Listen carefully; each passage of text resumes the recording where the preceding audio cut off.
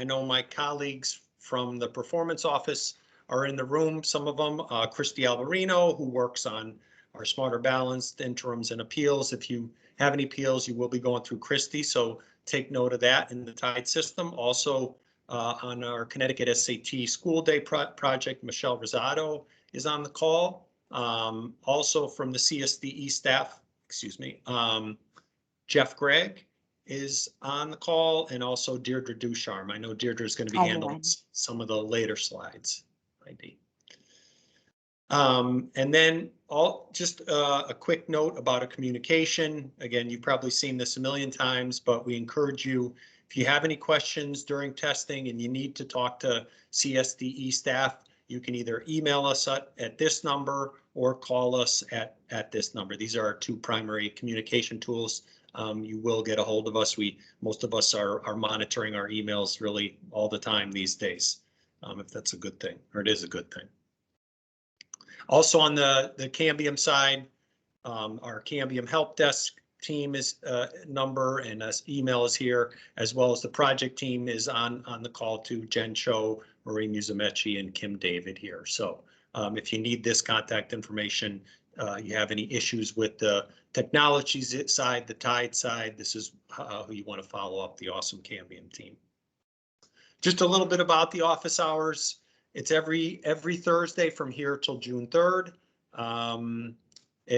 We sent an email on March 28th to all DAs, an email invite, so it's probably on your calendar. Feel free to forward the calendar invite, and this is optional. Again, there's nothing that says you have to be here. Really, this is just a time where we make ourselves available to you to provide some tidbits information, and also if you have any questions. Okay, so an update, our favorite slide of the week. We always give you an update on where we are with our testing numbers. We see that Smarter testing has zoomed ahead of NGSS testing this week. So as of now, almost 15,000, actually not as of now, as of earlier this morning, almost 15,000 testers have completed Smarter testing. We're at about 11,000 for NGSS, and we're also moving along quite nicely on our alternate assessments. You can see folks have already started and are going through that as well. So we have a total of 26,000 testers. And I also, just as a little added piece of information, I know this isn't on the slide here today, but I believe we're well over 30,000 for those of you that wear hats for SAT. We're well over 30,000 students tested as of that for SAT on our earlier days, our primary dates, and we're hoping to catch the rest of the students on the balance of the dates later this month. So thank you to all of you that have worked to get those students through and tested. So status on testing. We've mentioned this, I think, in every presentation we've done, but we really want to emphasize this because this is very important to us, that really the health and safety of your staff, your students, your community is the #1 priority today. If I say or during testing, if anything is said here today that is contrary to that or takes you down a path where there are risks created, don't listen to that advice. Call us if you have any questions. With that said, we are committed to getting all our testing done this year. We had a great participation last year, and we're looking forward to doing that again this year. And then finally, there is no remote testing. We actually, interestingly enough, I was just in a meeting where district was actually asking for the return of remote testing for next year, but there is no remote testing for this year. Okay, update on materials and TIDE and field testing. This is really a repeat of some of the information we've talked about before, but we still are getting questions. I think every day I'm getting questions about TAMs and TCMs. They were delivered in late January. That information, they should have been at your doorsteps then.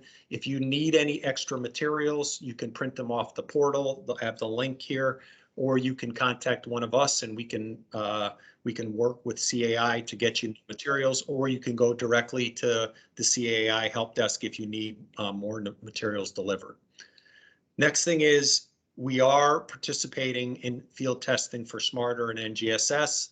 Again, we've promoted this in previous presentations, but we don't want it to be a surprise for you. We have been field testing for NGSS for several years, well, actually since the beginning of this generation, but this is new news for Smarter Balance. So there will be a few items added for both the math and the ELA portions of the test. We don't expect that it's going to increase the testing time too much. Keep in mind that really the testing times, it's untimed, so this shouldn't impact all your students' abilities to access the test items. And then finally on this slide, we will be moving to what we're calling a rolling release this year. Other states have successfully released their results during the window, and I'm seeing a chat from Diane. I'm sorry, we'll address that in one sec, Diane. We will be releasing results through May, or probably beginning in May, for students who have taken the tests up to that point.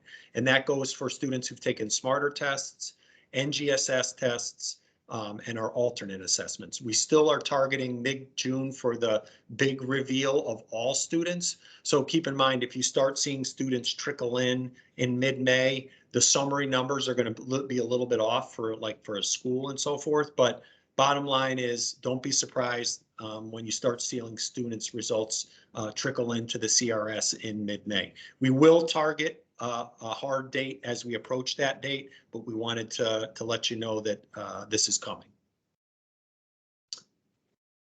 Yeah, I see Diane dropped in an email or a chat about TAMs. Just email us if you haven't seen them or you need help, and the help desk is telling you differently. You know our email addresses. Okay. Speaking of CAI, Jen, I think Jen Cho is on the call. Jen, I'm gonna turn the slide over to you because you can speak to it much better than I could regarding an issue that we've seen evolve in the last couple of weeks that we want to make sure it's actually not an issue, but we just want to point something out, a improvement we made in the system this year regarding setting up your science tests. And Jen, I'm going to let you take this slide, Jen. Sure, yes. So in terms of the test for science, that hasn't changed. We offer an online test in Braille, English, and Spanish. In the last couple years, we made them kind of look like one test. But we actually got into a problem where students were starting an English test when they should have been given Spanish and vice versa. So we tried to make it easier by actually itemizing out each of the different tests: a Braille test, an English test, and a Spanish test. So if your student needs to take the Spanish science test, you need to start and administer this and click on the Spanish science test in the TA interface. If they're taking the online Braille, you need to select that test. We just want to make sure it was really crystal clear what test the teacher was given and administering to the students. If you do want to administer a Spanish and an English test in the same test session because you have a classroom of students who are going to be taking both tests, you can certainly do so, but please make sure that the right test is given to the right student. If a student is supposed to take a Spanish test and you administer an English test, they're going to see a sign that says no test found. And that means that probably the Spanish accommodation was not set in TIDE. So this is a really good way of just verifying that the correct designated support or accommodation is set in TIDE. And please verify that before you actually start the administration.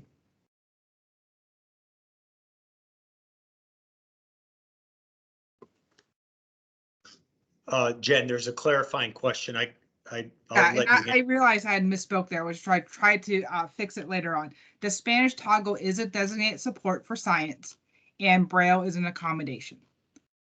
But both of those test settings must be set in TIDE before the actual test can be administered. So if you have a student who needs Spanish and Spanish is not marked in TIDE, and you go to give them the Spanish test, it's not going to show up. I think there was a hand raised. I don't know if we can unmute. Patty. Yeah, I'll unmute her.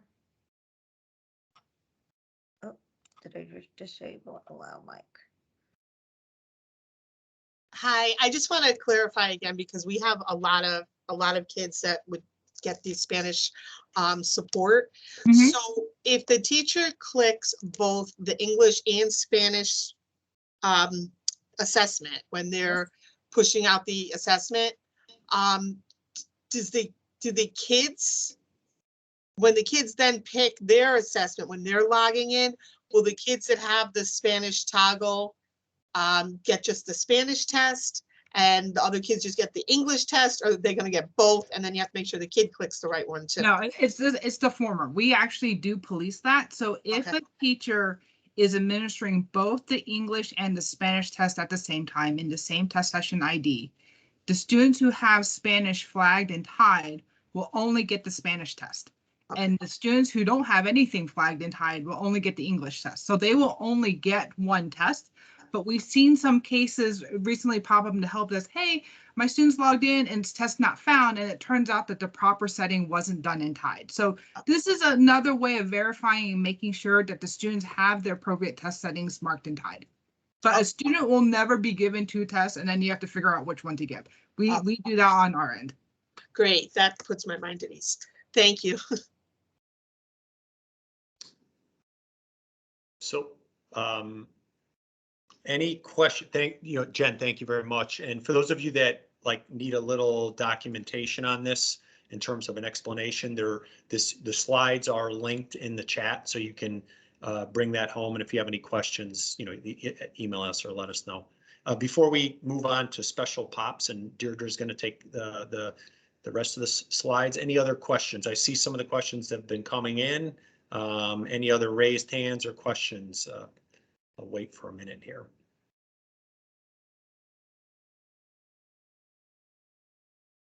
Okay, looks like we're covering all the bases. So Dee, I'm going to turn it over to Deirdre, and Deirdre, we're going to touch on designated supports and accommodations. I'll hand the baton to you. Great, thanks, Abe. Good afternoon, everyone. Thanks for taking time out of your Thursday afternoon to join our office hours. I'm going to take a few minutes to go over some considerations regarding designated supports and accommodations as you prepare for test administration. As you can tell, we have a number of students that are actively testing this week for Smarter Balanced, as well as our alternate assessments. But I imagine that many of you are planning to administer assessments after your students return from spring break.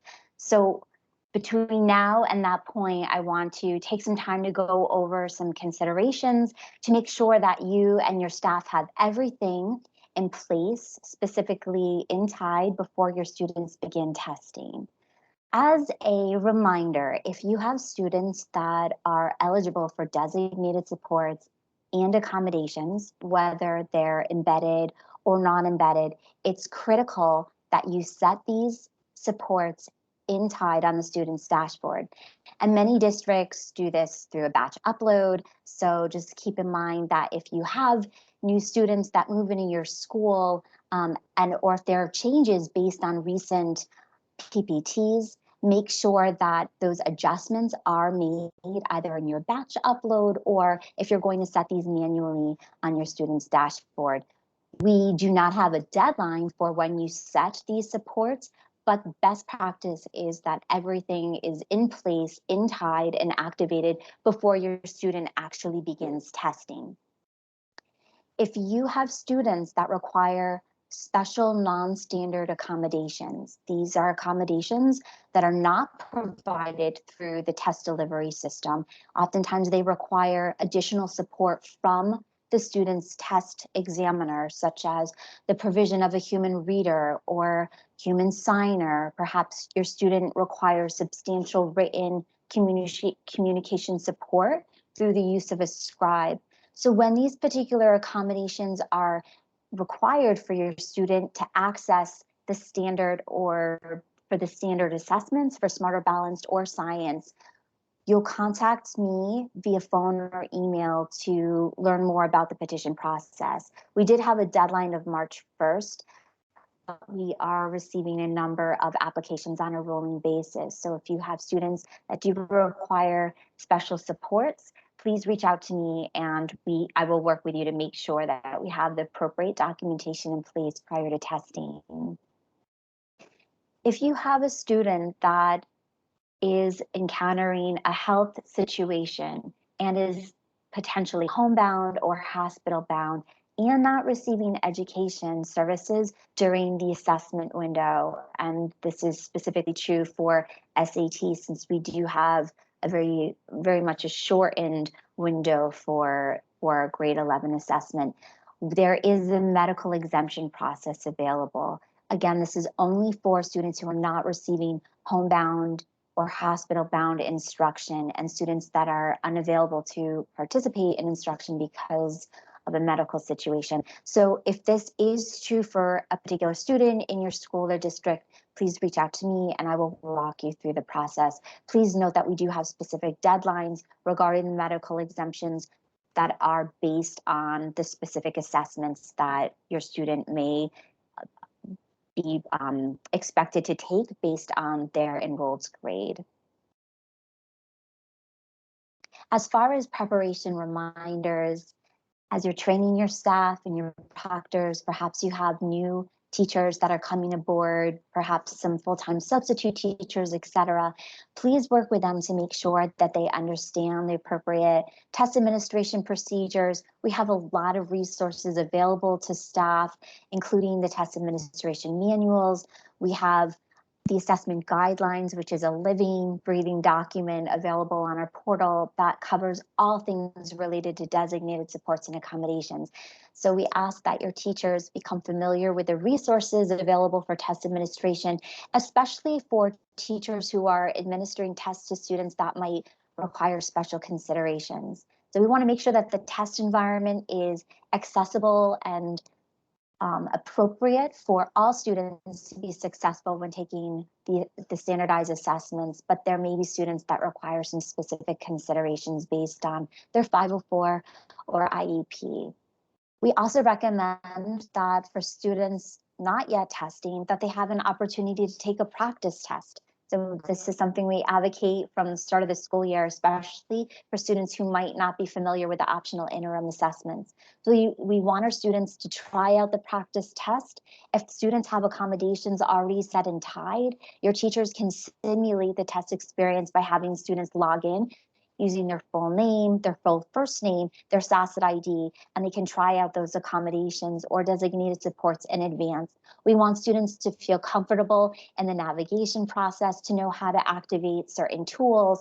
And then of course, for students using speech to text or text to speech, we want students to know how to access those specific tools. And then finally, if you have students that are not taking the digital online Smarter Balanced assessments or science, students that are expected to take perhaps a Braille assessment or the large print, our district administrators do need to order these materials in Tide in advance of testing. Last week during our office hours, we covered some reminders regarding the non-embedded support. So I'm just going to take a moment to remind you that we have a number of non-embedded supports available to students, including our English learners. Many of these supports or information regarding these supports are available on the portal. It's expected that tools such as a bilingual dictionary for science or the translated test directions for Smarter Balanced Math and ELA, that they're downloaded and printed from the portal in advance of testing so that your students have the appropriate materials at the time of testing. If you have any questions about where to locate these supports or specific information about them, feel free to reach out via phone or email. The same applies for students requiring non-embedded accommodations. We do have students throughout grades 3 through 8 that are expected to access the multiplication table or the 100 numbers table when taking Smarter Balanced Math. So as a reminder, these specific resources, these specific accommodations are available on the portal. We're expecting that students that are identified as using 100 numbers table or multiplication table use the Smarter Balanced resources. So these should not be additional tools that kids are using during math instruction. Rather, these are specific Smarter Balance developed accommodation resources that are available for download on the portal. If you have students that are using assistive technology, such as a communication device, perhaps a screen reader, students who use Braille Writer, etc., we do have supporting guidelines in the assistive technology manual that will help ensure that your student's technological device functions in conjunction with a secure test delivery interface. So if you have students that will be using this technology, make sure that the permissive mode is set to yes on the student's TIDE dashboard. And if you run into any issues with the functionality of this technology, please reach out to our office or the Connecticut Help Desk. We do offer a number of reader supports and accommodations. A typical question that we get regards the decision guidelines for text-to-speech or the Smarter Balanced ELA reading passages. And this is a resource that's used as a screener to determine whether the student has a visual or print disability and requires the needed support to have the ELA reading passages read to them through the embedded text-to-speech. And so this is a resource that's completed locally. At one point in time, our districts would send us this form as a part of the data reporting process. At this point, in this effective this year, you will continue to complete this form, but you're going to maintain the forms locally. We have a number of resources that support the different options for kids requiring a reader support, whether it's through the provision of text-to-speech, a human reader, human signer, lip reading, students that might need English learner supports through a reader of items, etc. So we do have a reader option table that's hyperlinked on your slide. It's available on the portal, and it does provide greater detail about the different designated supports and accommodations available for students who require this support. We're also getting questions regarding the purpose of the data entry interface. This is a separate resource that's used aside from the TA interface or the secure browser. The data entry interface is a system that's used for a number of reasons.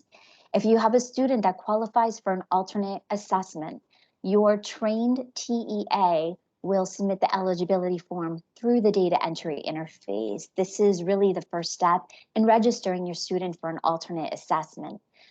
But the DEI is not limited to alternate assessments. So if you have students that are completing a Braille test kit or using a large print test booklet, after the test is administered, your teacher will transcribe the student responses into the data entry interface. So this system is used for data reporting purposes. We'll be able to score your student responses and make sure that their assessments are included in the reporting system.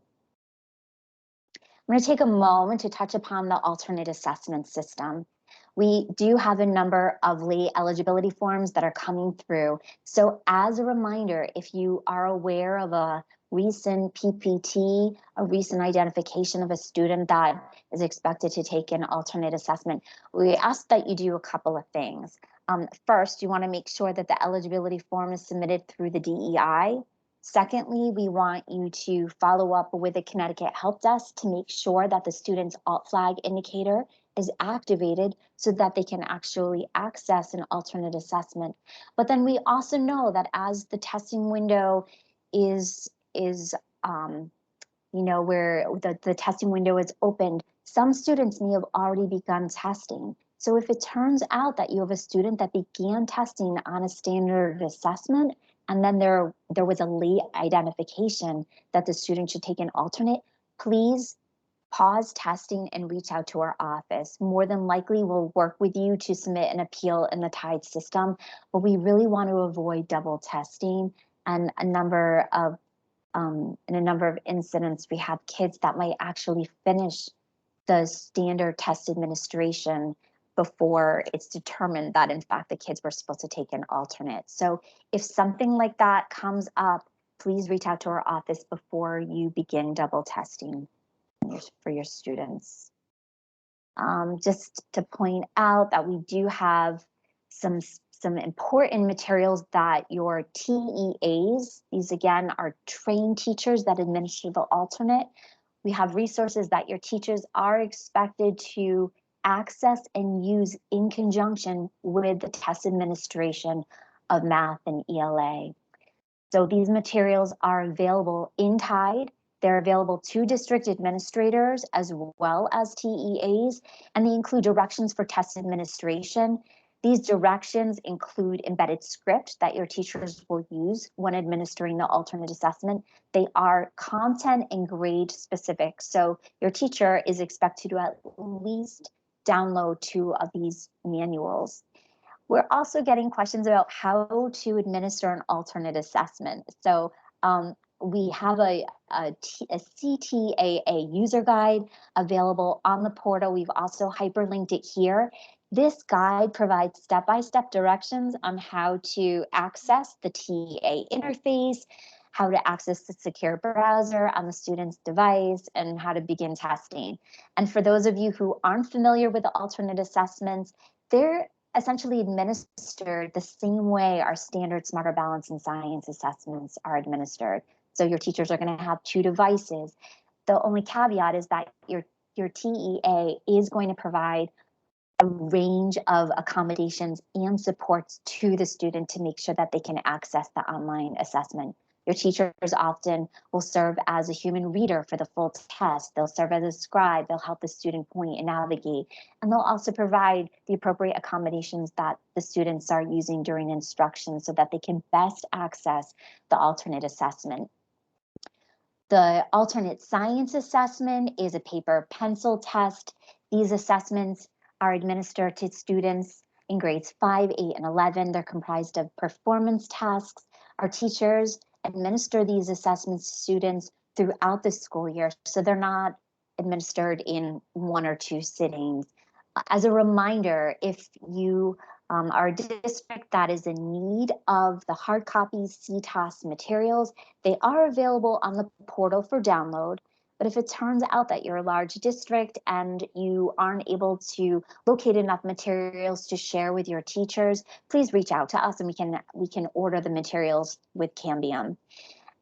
These materials are they're somewhat extensive in how the directions as far as how they're used, how they're printed, etc. So make sure that if you are downloading them from the portal, that you're paying attention to the specific instructions to make sure that the materials are printed correctly, because there is a labeling mechanism that we have associated with each of the resource cards and performance tasks.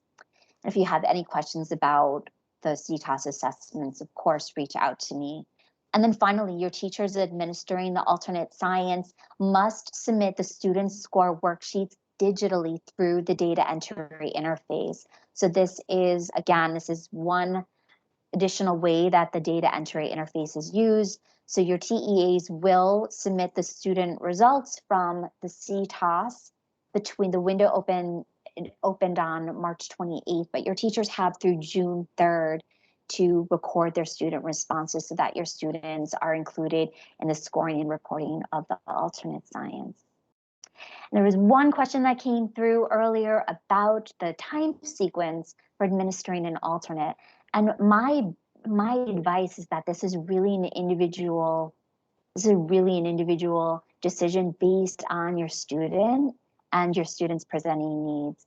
So as far as Smarter Balance and Science goes, these assessments are untimed, and the same applies to the alternate assessment. We know that students have a range of needs. They may experience physical, cognitive fatigue. Students may have behavioral or emotional issues that they're contending with. And so what that looks like in a test setting really can vary. So my recommendation is that you schedule testing in a way that's going to be most conducive to your student. Brief increments certainly would be appropriate for many of our students, and you have the flexibility of testing your kids through June 3rd. Again, if you have questions, please let me know. Abe, I'm going to pass it back to you. We have an outstanding question from Natalie Kerrigan. Natalie, do you want to unmute and ask your question? Sure, thank you guys. I just want to ask a clarifying question. To me, it's clear, but I've been asked to double check. On the designated supports non-embedded for EL, the bilingual dictionary says science. So to me, that means it's only should be used for science, not ELA and not math. Is that correct? Natalie, that is correct. We provide a translation dictionary embedded, actually it's not a dictionary, a Glossary, translation right. glossary for math. And so that's available in a number of languages, as well as for students whose language may not be represented among the available language supports. You might try the illustration glossary, but we do not provide bilingual glossaries for Smarter Balanced English Language Arts. Kids have access to the embedded English glossary. That's a universal tool for all students. Yeah, and that's what I thought. I had a couple of people say, no, you should be able to use this word dictionary for all the tests. I'm like, no, it's just science. So thank you for clarifying. For the Connecticut SAT school day, we do provide that allowable designated support for our English learners, but for the use of a bilingual dictionary for our other assessments, it's only applicable to science. Thanks you. for your question. Nice to see you, Natalie.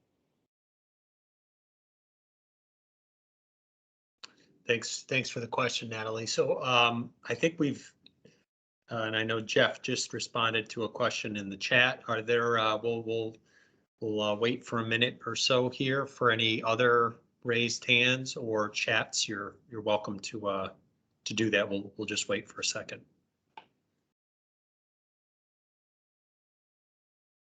For those joining, if you're contemplating an ask or a question, we will be conducting these every Thursday. We'll have some of the information will be repeats.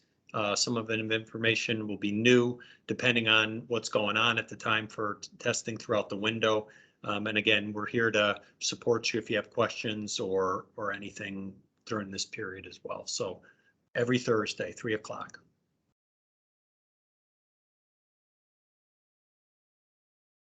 And Abe, we're always available every day, all day, True. for questions. You can call or email. Probably 24 hours a day these days too. Thanks, Christy. Okay, I don't see any more questions coming in. Deirdre, thanks for helping out. And Jen, thanks for also helping out with the slides, and Christy behind the scenes here, and all my other colleagues. I know Jeff was answering questions, and Abe, yeah. I'm sorry. We got another question. How quickly will you be posting the recording? Chances are it should be done by tomorrow, but if it's not by tomorrow, it will definitely be by Monday. If you go to our main student assessment page, because I think the next question is where is it being posted? If you go to our main student assessment page, one of the left-hand links, I believe, is training, and we're putting all our office hours there as well as our like DA trainings there. So best case tomorrow, more realistically Monday.